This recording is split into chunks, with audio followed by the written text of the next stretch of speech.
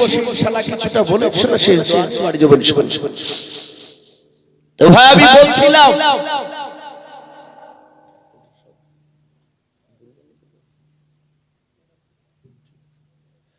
হযরত হুসাইন বলে ভাই কি করতে হবে, বলে একটা লোক পাঠানো। বলে কি যাবে? সবারই তরফ থেকে বাপ দিয়ে আইন পাশ হলো, বলে ইমাম মুসলিম কি পাঠানো হোক। বলুন আলহামদুলিল্লাহ। ইমাম মুসলিম কি পাঠানো হোক। ইমাম মুসলিমকে সবাই যখন অনুরোধ করলো, হুসাইন অনুরোধ করলেন, বলেন ভাই আপনি যান।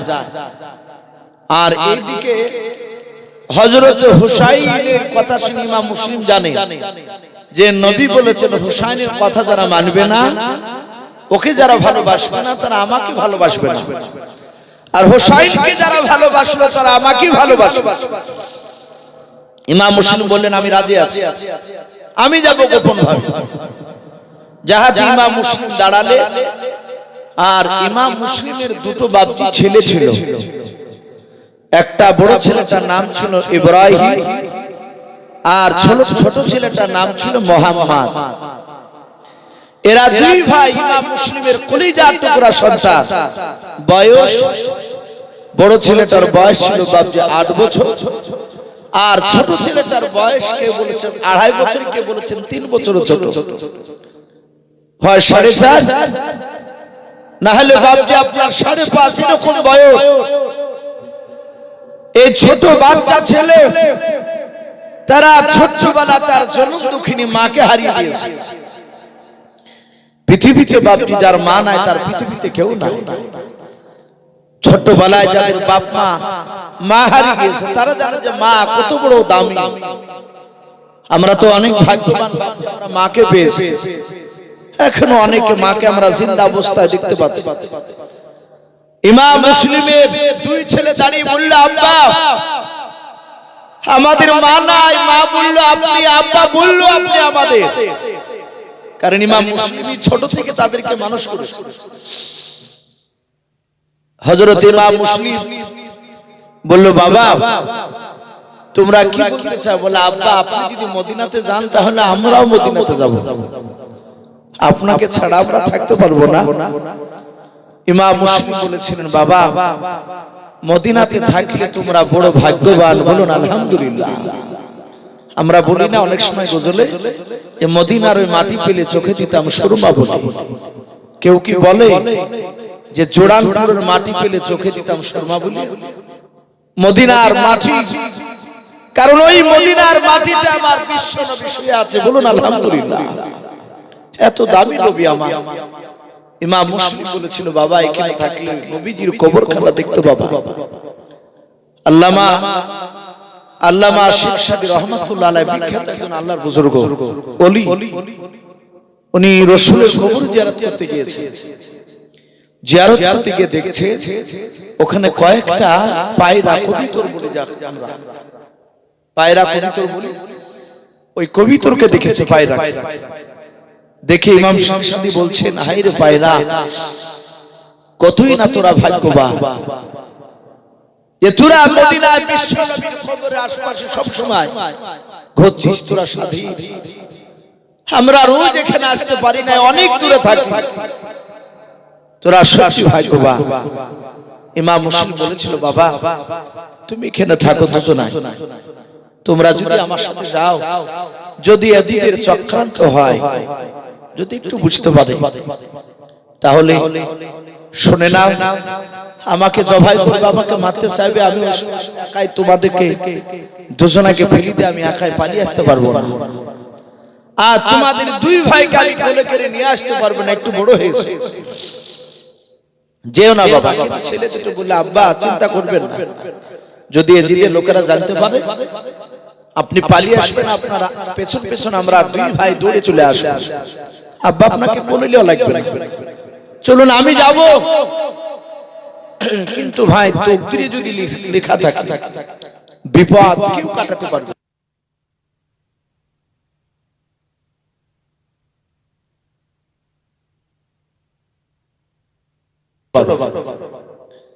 কিন্তু আমার মনে হয় তোমরা গেলে আমার বিপদ হতে পারে, আর যদি তোমরা না যাও বিপদ হলে হয়তো আমি পালিয়ে আসতে পারবো একা, আর দুই ছেলেকে রেখে আসতে পারবো না।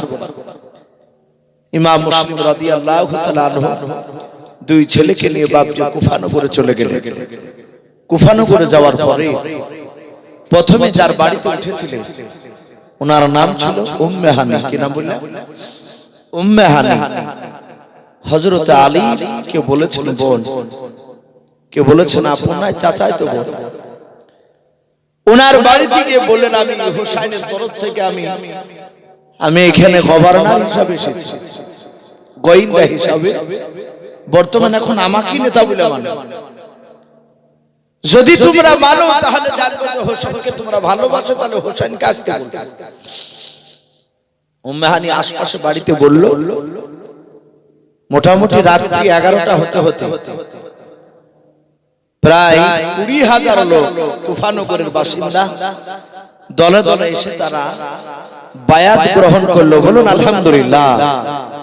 বায়াত মানে অঙ্গীকার, প্রতিশ্রুতি নিলেন যে আমরা, তারা সবাই প্রতিশ্রুতি দিল যে আমরা হোসাইনকে মানি। ইমাম মুসলিম হাসতে হাসতে দেখলো বাহ, এ তো ভালো খবর। তখন তার বাপ যে সব ফোন ছিল না, সাথে হাতে একটা লোককে চিঠি লিখে ইমাম মুসলিম বললেন হোসেন আপনি আসুন, অসুবিধা নেই।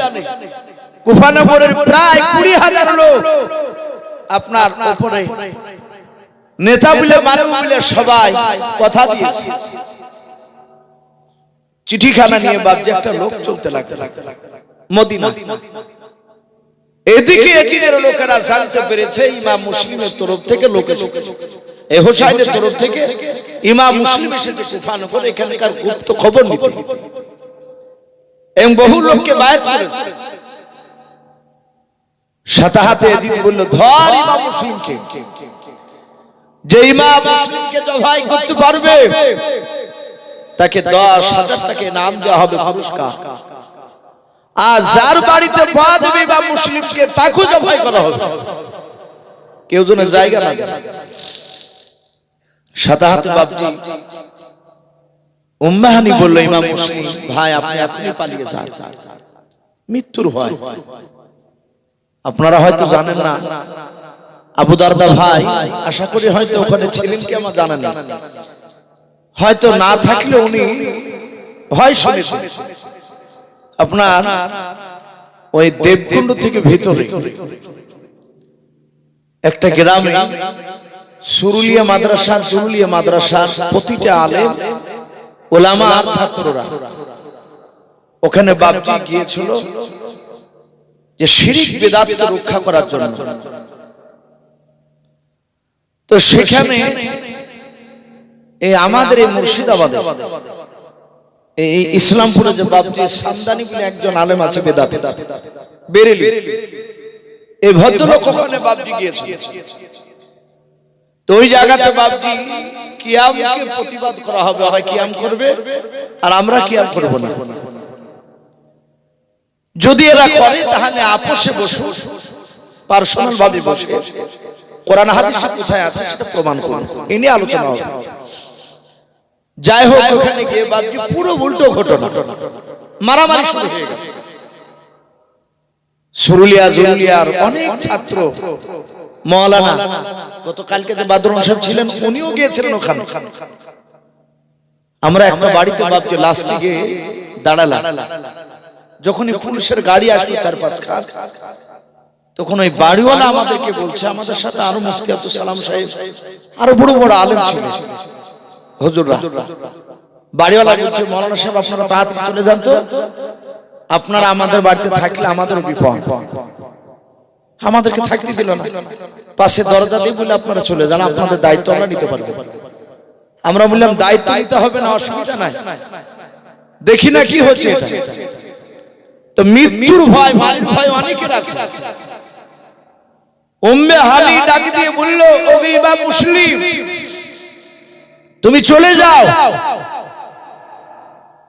ইমাম হুসাইন নয়, ইমাম মুসলিম তার 2 ছেলেকে নিয়ে উম্মে হানির বাড়ি থেকে বাপজি বেরিয়ে পড়লেন। উম্মে হানির বাড়ি থেকে বেরিয়ে দৌড়াচ্ছে মদিনা রাস্তা খোঁজার জন্য। আর কুফা নগরে থাকবে না। ইমাম মুসলিম দৌড়ে যায়, হযরতে ইমাম মুসলিমের দিন যিনি ইব্রাহিম আর মুহাম্মদ কিছুটা রাস্তা ধরে যাওয়ার পর বলেছিল আব্বা আর দৌড়াতে পারি নাই, ওগো আব্বা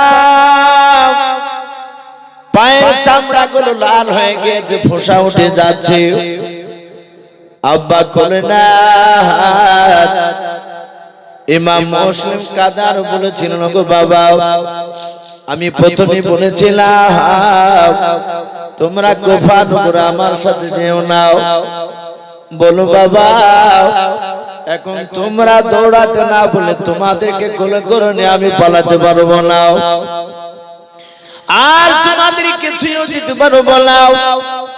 ইমাম মুসলিম বাপ যে কান্না করেছে দুই ছেলেকে ফুসলাই বলে বাবা আর একটু দৌড়ে চলাও। অনেকটা রাস্তা দৌড়ে যাওয়ার পর দেখলেন 4-5টা লোক রাস্তা ধরে তলোয়ার নিয়ে ঘোরাফেরা করছে। ইমাম মুসলিম বুঝতে পেরেছেন ওরা এজিদের লোকেরা, আমাকে ধরার জন্য তারা খুঁজতেছে।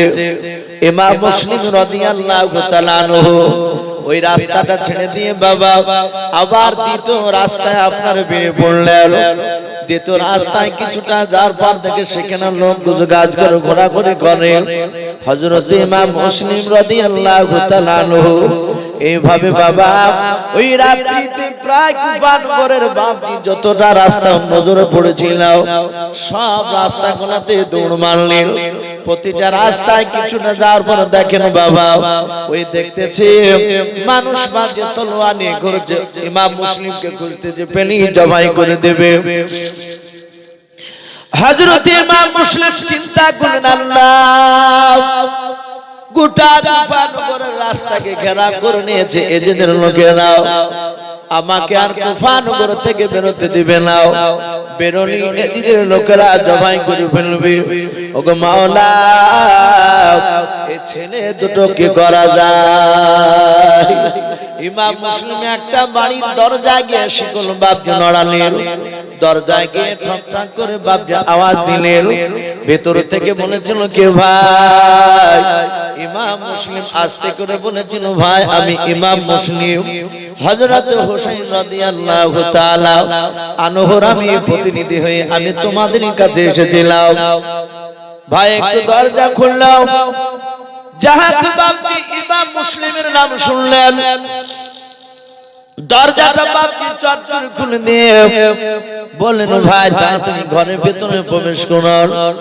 ঘরের ভিতরে প্রবেশ করলেন, দরজাটা বাপজি বন্ধ করে দিয়ে ডাক দিয়ে বলেন ভাই চিন্তা করবেন না, আমি এজিদের দিবানা নয়, আমি হোসাইনের যে দিবানা। জোরে বলুন সুবহানাল্লাহ। আমি বিশ্ব নবীকে ভালোবাসি ভাই, আমার নাম হচ্ছে কাজী শারহি। কি নাম বললাম? কাজী শারহি। ওই লোকটা না যার বাড়িতে উঠেছে। ডাক দিয়ে বলেছিল ভাই তোমার নাম ইমাম মুসলিম? বলে হ্যাঁ। ভাই রে তোমার জবাই করে দিবে, এজিদের লোকেরা তোমাকে খুঁজতেছে, পারলে 50,000 টাকা নয় 10,000 টাকা ইনাম দেওয়া হবে। ডাক দিয়ে বলেছিল ভাই এই বাচ্চা দুটো কারা? সবাই জানে না।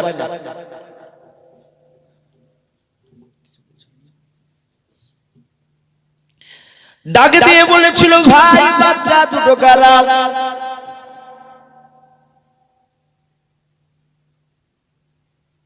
ডাক দিয়ে বলেছিল ভাই এই বাচ্চা দুটো কারা? এরা কি আপনার বলন? ইমাম মুসলিম দুই ছেলের হাত ওখানা ধরে কাদার বলেন ওগো ভাই এরা বিশ্ব নবীর নাওসায়ে রাসূল। বলুন সুবহানাল্লাহ। নবীর বংশের লোক। কাজী শারহি বলেছিল ভাই আপনার ছেলে ইব্রাহিম আর মুহাম্মদ? বলে হ্যাঁ। বলে নাম শুনেছি ভাই, একটু দয়া করে তোমার ছেলে দুটোর আমাকে খিদমত করতে দাও, একটু তাজিম করতে দাও। বিশ্ব নবী বলেছেন আমার বংশে যারা ঈমান এনেছে আমার উপরে, তাদের কেউ যদি তাজিম করে, কেউ যদি সম্মান দেয়, আমি তার জন্য আমি কিয়ামতের ময়দানে আমি জান্নাতে সুপারিশ করব। বলুন সুবহানাল্লাহ। ভাইরা আমার, বাবা জীবনেরাও, নবীর তাজিম করার জন্য বাপজি কাজী সানি ডাকলেন। জানি না আপনাদের দেশে এসেছিল কি নাও, নদিয়া জেলার হাট গোবিন্দপুর বলে বাপজি আপনার একটা গ্রামে একজন বিখ্যাত আলেম ছিলেন, বক্তা, যার একটা হাত বাপজি গোড়া থেকে ছিল না। উনি এক হাতে এভাবে বাপজি হাত উঁচু করে তিনি কথা বলতেন। ওই মওলানাটা বক্তাটার নাম ছিল হাত কাটা ইমাজুদ্দিন রহমাতুল্লাহ আলাইহি। কেউ ছিলেন ভাই? এদিকে আসতে হবে। বেলনাগার থেকে বাপজি সুরুলিয়া মাদ্রাসা প্রতি বছর আসতে ইন্তেকাল করার আগ পর্যন্ত, সেই সময় ওনাকে বাঘ বলা হতো। এত গলার আওয়াজ ছিল সেই ইমাদুদ্দিন সাহেব। উনি সুরুলিয়া মাদ্রাসায় বক্তব্য দিতে দিতে বলছিলেন, তখন আমি ছাত্র সময়। উনি বলছিলেন নবীর তাজিমের কথা বলতে গিয়ে একটা ঘটনা তিনি তুলে ধরেছিলেন। নবীর তাজিম, নবীর বংশ লক্ষ্য করতে গিয়ে উনি বলেছিলেন ইরাকের সরজমিনে একটা ময়দানের নাম ছিল ময়দানে তুই বলে নাম। ওই ময়দানে বাপজি হাজার হাজার মানুষ রয়েছে চারিদিকে, তার মাঝখানে বাপজি কুস্তাকুস্তি হবে, যেটাকে মালাম করা বলা হয়। আজ থেকে বাপজি 200-300 বছর আগে, 100 বছর আগে বাপজি মানুষের কুস্তাকুস্তি করত, যাকে পাড়াপাড়ি বলা হয়। এখন সব খেলা না, এখন ফুটবল, ক্রিকেট, যেমন খুশি তেমনি সাজ, বিভিন্ন রকমের বাপজি প্রতিযোগিতা হচ্ছে। তো সেখানে মানুষ পালোয়ানের কুস্তাকুস্তি হবে। এক মাস ধরে বাপজি অ্যাডভার্টাইজ করা হয়েছে, হাজার হাজার লোক বাপজি সেখানে জমায়েত হয়েছে। ময়দানে বাপজি এক নয়, দুই নয়, 50টা নয়, 40টা পালোয়ান হয়েছে, 40টা দেশ থেকে। সবাই মিলে বাপজি গিয়ে জায়গা জায়গা বসে আছে। আর সবচেয়ে যে পালোয়ান, তার নাম নজরুল ইসলাম, কিন্তু প্রাইজ ছেড়েছে 1 কেজি সোনার গোটা। এখন তো অনেক জায়গাতে টাকার খেলা হচ্ছে। তো নজরুল 1 কেজি সোনার গোটা হাতে করে নিয়ে আপনার গুজ্জার ফুটবলের মতো বাপজি পাক দিচ্ছে। ডাক দিয়ে বলছে কেউ আছো? এই নজরুলের হাত থেকে 1 কেজি সোনার গোটাকে ছিনিয়ে নেবা, কেউ আছে কি বললো? আর 39টা যে পালোয়ান গিয়েছে তারা কেউ যাচ্ছে না। এত বড় পালোয়ান দেখে সামনে কেউ নামছে। আচ্ছা বলে যদি কেউ না নামে তাহলে 1 কেজি সোনার গোটা কে পাবে ভাই? ওই নজরুল আইনে তো ওকে তো দেওয়া লাগে, যেহেতু উনি তো ঘুরছেন মালাম করার জন্য, কিন্তু কেউ আসছে না। যিনি খেলাচ্ছেন রেফারি সাহেব, উনি বলে 1 2 3 4 1 10 পর্যন্ত গণবো। যদি কেউ না নামতে পারে আর মোকাবিলা করার জন্য, তাহলে তাকে এই ব্যক্তিকে দিয়ে দেওয়া হবে নজরুলকে। হাজার হাজার লোক বাপজি দাঁড়িয়ে দাঁড়িয়ে দেখছে। রেফারি সাহেব 1 2 3 4 করে গণতে গণতে যাহাতে 10 পর্যন্ত যাবে। আর ওই সময় হাজার হাজার শ্রোতার মধ্যে থেকে মা বাবা একটা পাতলা দুবলা মানুষ ঝাঁপ দিয়ে বলেছেন ভাই নজরুলের সাথে মোকাবেলা আমি করব, বলুন আলহামদুলিল্লাহ। হাজার হাজার লোকেরা বাপজি অবাক হয়ে গিয়েছে। এই ছেলেটা জীবনে কোনোদিন কুস্তাকুস্তি করে না, মালাম করে না। যদি আপনাদের বাগডাঙ্গায় বাপজি কোনো যদি ফিল্ড থাকে বড়, আর ওখানে যদি ফুটবলের প্রতিযোগিতা হয়, আফ্রিকা থেকে বাপজি যদি আপনার 4-5টা প্লেয়ার যদি খেলতে নামে, আর আপনাদের এই জোড়ারপুর গ্রামের বাপজি যে জীবনে ফুটবলে বাপজি পা দেয়নি, সেজন্য নামে বলে আমি এদের মোকাবেলা করবো, এদের সাথে খেলা করব। লোকেরা বলবে মনে হয় মাথা খারাপ হয়ে গেছে, পাগল হয়ে গিয়েছে। নজরুল ডাক দিয়ে বলে ভাই তুই আমার সাথে মালাম করবি? বলে হ্যাঁ। বলে ভাই তোর কে চোখের সমস্যা আছে? বলে নাও। বলে কাছে আয়। পাতলা দুবলা মানুষটা নজরুলের বাপ যে কাছে গেল, নজরুল চোখের সামনে হাত গুলো বাপ যেভাবে 5টা আঙুলকে নিয়ে গিয়ে বলল ভাই কটা আঙুল আমার আছে? বলে 5টা। বলে তাহলে তো চোখের সমস্যা নাই। বলে নাও। বলে ভাই রে তুই কি কানে কম শুনতে পাস? বলে না। বলে আমার দেহখানা কি তুই দেখতে পাস না? এই পাতলা দুবলা তোরা আমি হাত খানা ধরে একটু যদি টান দি 100 হাত দূরে গিয়ে পড়বি, তো জান বেড়ে যাবে। যা ছেলে যদি থাকে বিয়ে হয়েছে বলা হয়েছে, ছেলে মেয়ে থাকলে বাচ্চাগুলোকে এতিম বানাইস না, চলে যাও। ওই দেখ পালোয়ান এসেছে 39টা আমার সাথে মোকাবেলা করার জন্য, কিন্তু ভয় আসছে না। দুর্বল মানুষটা বাপজি সিংহের মতো গর্জন দিয়ে ডাক দিয়ে বলছে নজরুল তুমি আমার পাতলা বডি দেখলে, ভিতরটা শক্তিমান দেখো না।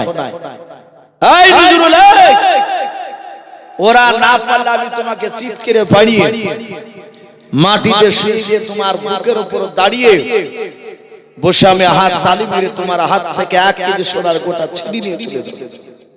এত ভোল্টেজ কথা দিয়েছে। নজরুল আরো রেগে গেছে। বলে তোর আব্বা আছে এখানে? বলে আছে। বলে এই লোকটার আব্বা মাকে আপনারা আসুন। নজরুল ডাকছে। বাপ মা গেলে বলে আপনার ছেলে ট্রেনে গন্ডগোল? বলে না। বলে ট্রেনে নিয়ে যান। এই জীবনে মালাম করেন আমাকে পারবে না। আমি 49টা মালাম করেছি ময়দানে, একটা জায়গা থেকে আমাকে হারাতে পারে। এই ময়দানে 50টা হবে, এখানে আমি জিতব। আপনার ছেলেকে নিয়ে যান। ওরা যারা পালোয়ান ওরাই তো ভয় আসছে। তার বাপ মা বুঝালো বলে আব্বা চলে যাও, চিন্তা করো না, তোমরা নিশ্চিন্তিত হয়ে থাকো। আমি এদেরকে কে নজরুলকে আমি তলে ফেলে দিয়ে 1 কেজি সোনার গোটা নিয়ে চলে যাব। আব্বা মা তোমরা চিন্তিত করবা না, চিন্তা আমার জন্য করবা না, যাও। সাথে হাতে বাপজি তারা চলে গেল। নজরুল বলল ভাই বংশই করে তুই মরে গেলে আমি তাই বংশই করে। হাজার হাজার লোক বলল ভাই চলে আয়, ওকে পারবি না, চলে আয়। সবাইকে বলল আমি যাব না, আমি একে ফেলে দিয়ে সোনার গোটা নিয়ে যাব। রেফারি সাহেব বলে ঠিক আছে, খেলা শুরু হয়ে যাবে। পাতলা দুবলা মানুষটা দাগের ওই পাশে আছে, আর নজরুল দাগের এই পাশে আছে। বাবা প্রথমে মুসাফা করে টানাটানি শুরু করে দেবে। ঘষাঘষি নাই, শুধু বাপকে পানাপানি করা হবে। যে মাটিতে ফেলে দিবে, যার বুকের উপর বসবে, যেই লোকটা মাটির তলের নিচে থাকবে সে হেরে যাবে, উপরে থাকবে সে জিতে যাবে। নজরুল হাতখানা বাপজি বাড়ি দিয়েছেন। পাতলা দুবলা মানুষটা হাতটা বাপজি বাড়াতে গিয়ে এভাবে থরথর করে কাঁপতেছে, আর দুই চোখের কোলা দিয়ে পাতলা দুবলা মানুষটার ঝরঝর করে পানি ঝরছে। নজরুল তাকে দেখলো, আমার বিপক্ষে প্লেয়ার এইভাবে তো হাত নড়াই নাও, চোখ দিয়ে কেন পানি ঝরাচ্ছি? কারণ আমি তো তাকে মারবো না, শুধু কুস্তা কুস্তি করা হবে। আমার বিপক্ষে প্লেয়ার যত দেখেছে তারা এভাবে কান্না করে নাও। নজরুল হাতখানা বাপ নিয়ে হাতখানা বাড়ি দিয়েও যাহাতে হাতখানা ধরেছে। আর পাতলা দুবলা মানুষটা বলেছিল ভাই নজরুল একটু দয়া করে বলছে রে ভাই তুমি আমার হাতটা টানবা না, জোরে বলুন সুবহানাল্লাহ। নজরুল আস্তে করে বলেছিল ভাই তুমি হাত বাড়ানোর পূর্বে তোমার অনেক গরম ছিল, তোমার মেজাজ ছিল হাই, কথার ভোল্টেজ ছিল অনেক বেশি। ওরে ভাই হাতখানা বাড়াতে দিলাও, আর তুমি কেন থরথর করে কাঁপতে কাঁপতে কেন তুমি কান্না করে আমাকে ডাকছো বলাও? হাজার হাজার লোকেরা দেখছে মশার সাথে, আর হাতির লড়াই হবে, মজা লাগবে দেখতে দেখে। কেমন করে যুদ্ধ মালামটা বাবজি করে। ওই পাতলা দুবলা মানুষটা বলেছিল, নজরুল ভাই দয়া করে তোমার কানটা আমার মুখের গড়ে নিয়ে এসো, তারপরে মালামে টানাটানি হবে, কুস্তা কুস্তি হবে। নজরুল বাবজি কানটা নিয়ে গেল, ওই পাতলা দুবলা মানুষটা কাঁদা আর বলে, নজরুল ভাই তুমি কি আমার নাম জানো? নজরুল বলো, তোর নাম জেনে আমার কোনো লাভ নাই। বল, আমি তোর নাম জানি না, কি নাম বল। সাদাত বাবজি ডাক দিয়ে বলল, ভাই নজরুল আমার নাম হচ্ছে আব্দুর রহমান। বলুন সুবহানাল্লাহ। নজরুল বলো, তোর নাম আব্দুর রহমান, তো আমি কি করবো বল। ওই পাতলা তোলা মানুষটা কেঁদে কেঁদে বলেছিল, ওরে নজরুল ভাই শুনে নাও, আমি কোন বংশের সন্তান ওটাকে তুমি জানো? নজরুল বলো, না জানি না। পাতলা দুবলা মানুষটা কেঁদে কেঁদে বলেছিল, ভাই নজরুল আমি যে কোনো বংশের সন্তান নয়, আমি বিশ্ব নবীর বংশের সন্তান। জোরে বলুন সুবহানাল্লাহ। জাত বাবজি নবীজির বাবজি আপনার বংশে বলেছে, সৈয়দ বংশ যখন বাবজি বলেছে, নজরুলের প্রসঙ্গগুলো বাবজি খাড়া হয়ে গেল। নজরুল ডাক দিয়ে বলেছিল, ভাই তুই নবী বংশের, তুই কেন কান্না করেছিস বল। এই ভাই বলে, তুই কোনদিন মালাম করিসনি, কেন এসেছিস বল। সঙ্গে সঙ্গে পাতলা দুবলা মানুষটা বলেছিল, ভাই এক নাই দুই নাই, শুনে নাও, 1 মাস থেকে এই মালামের প্রতিযোগিতা হচ্ছে, এই মালামের অ্যাডভার্টাইজ শুরু হয়েছে। ওরে নজরুল ভাই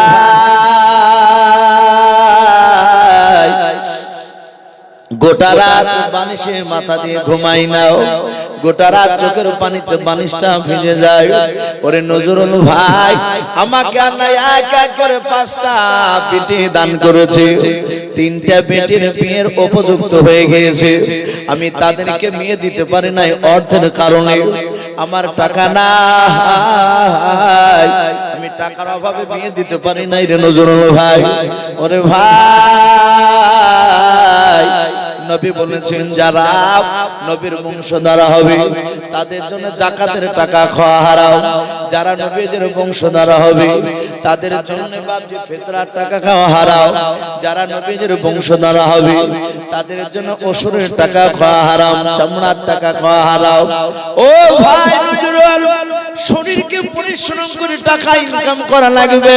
ওরে ভাই তুমি যদি আজকে হাজার হাজার মানুষের সামনে যদি তুমি একটু যদি নিচে পড়ে যাও, তুমি আমাকে যদি জিতে দাও, 1 কেজি সোনার গোটা যদি আমাকে দিয়ে দাও ভাই, তাহলে শুনে নাও, আমার 3টা কেন 5টা বিটির বিয়ে হয়ে যাবে।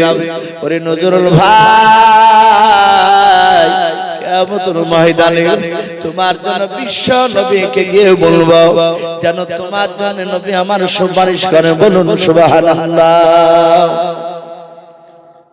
আর ফেল করতে পারবে? হযরত নজরুল চোখ দিয়ে পানি গড়ি গেল, কাদার বলো, ভাই আর কান্না করিস না আব্দুর রহমান ভাই, 1 কেজির সোনার গোটা স্বইচ্ছায় তোকে আমি দিয়ে দেব, কিন্তু সোনাটা তুমি নিয়ে নাও বলে লোকে তুমি নিবে না, একটু মালামের ভান করা লাগবে। ওরে নজরুল ভাই হাতখানা ধরে তুমি টান দিবা না, তোমার যা দেহ তুমি টান মানে 100 হাত দূরে গিয়ে পড়বো, কিন্তু টান মারবা না। হাতটা যাহাতে আমি দিবার তুমি মাটিতে এসে পড়বা। ওই নজরুল বাবজি হাত দিল বাবা, আর সাদাত বাবজি আপনার মাটিতে বাবজি শুয়ে পড়ল। পাতলা দুমলা আব্দুর রহমান ওই নজরুলের বুকের উপর বাবজি বসলো, বসার পর ডাক দিয়ে বাবজি আপনার হাত তালি মারতে লাগলো। লোকেরা বলল না হাতির সাথে মশার লড়াই, এই লড়াই মানবো না, আবার কোস্তা কোস্তি করা লাগবে। আবার দ্বিতীয়বার এপারে সাহেব বলেন ভাই আবার মালাম করাও। যাহাতে দ্বিতীয়বার বাপ হাত দিয়েছে আর পাতলা পাতলা মানুষটাও ডাক দিয়ে বলেছিল নজরুল ভাই লোকের যেন ধিক্কার করে যেন তুমি টান মেরো না। ভয় হচ্ছে যদি টানবে। নজরুল বলল ভাই চিন্তা করো না, 100 বার যদি মালাম খোলাই আমি 100 বারই তোমার তলে পড়ে যাব। বলুন আলহামদুলিল্লাহ। ভাই হযরতে নজরুল পড়ে গেল, সোনার মুখা আল্লাহ নবীর বংশধর দিয়ে চলে গেল। আব্দুর রহমান নজরুলকে সবাই থুতু দিয়ে জুতোর মালা ছিঁড়া গলায় পরে তাকে ধিক্কার দিয়ে বিদায় জানালো।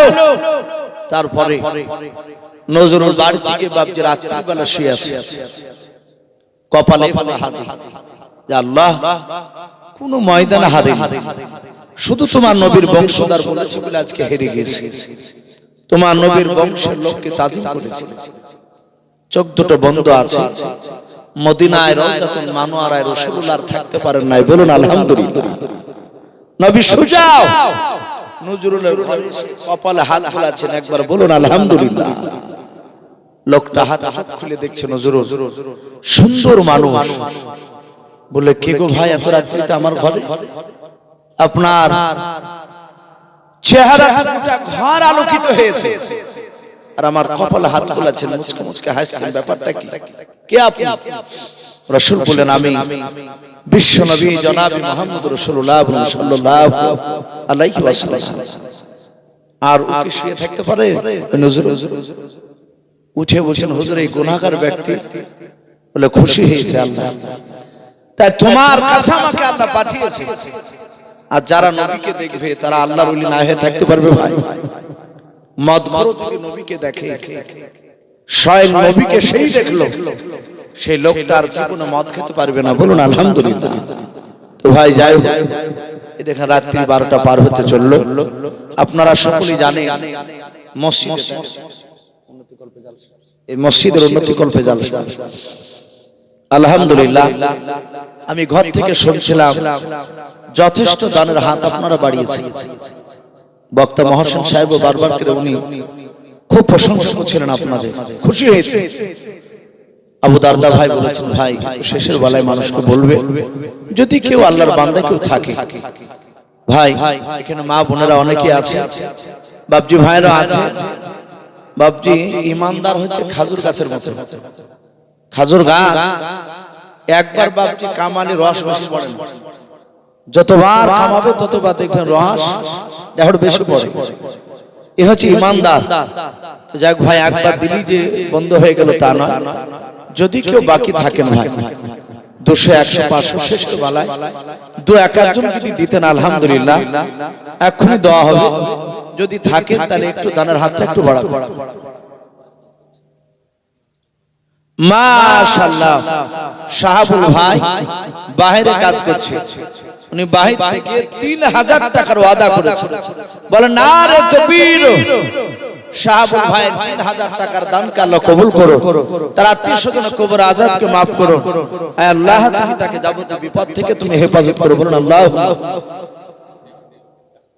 মাশাআল্লাহ। বলেন নারে তাকবীর। শিবাজুর নামেতে দেখো বান্দা কোথায় যে ছিল, শেষের বেলা এসে দেখো 1000 টাকা দিল। 1000 টাকা বলে মালা করিও না হেলাও, নেকের খাতায় মালা লিখিও গো মেলাও। যার সাথে যে নিয়ত করিয়াছে দান, দানকে গোপন করো তুমি সুবহানাল্লাহ আমিন। মাশাআল্লাহ হাসিবুল ভাই 2 বস্তা সিমেন্টের উনি ওয়াদা করেছেন, আল্লাহ তুমি তার 2 বস্তা সিমেন্টের দানকে কবুল করে নাও, তার আত্মীয়-স্বজনের কবর আযাবকে maaf করে দাও। বলুন আল্লাহুম্মা। মাশাআল্লাহ সকিনা বিবি মামা এক বস্তা সিমেন্টের ওয়াদা করেছেন আল্লাহ তুমি সকিনা বিবি মায়ের এক বস্তা সিমেন্টের দানকে কবুল করে নাও তার আত্মীয়স্বজনের কবর আযাবকে maaf করে দাও আয় আল্লাহ তুমি তার ইমামটা হযরত মা ফাতেমা জোহরা রাদিয়াল্লাহু তাআলা আনহার মতো বানিয়ে দাও বলুন আল্লাহুম্মা তো ভাই যাই আমি আপনাদের কাছে ভাই আর লম্বা চড়া করব না যেহেতু প্রচন্ড ঠান্ডা আপনারা হয়তো শেষে সকলে একটু মনে মনে ভাবছেন যে দোয়া হলে আলহামদুলিল্লাহ তো যাই হোক আপনারা সকলে একবার শেষের বেলায় দুরূদ ইব্রাহিম পড়ুন আল্লাহুম্মা সাল্লি আলা মুহাম্মাদি ওয়া আলা আলি মুহাম্মাদ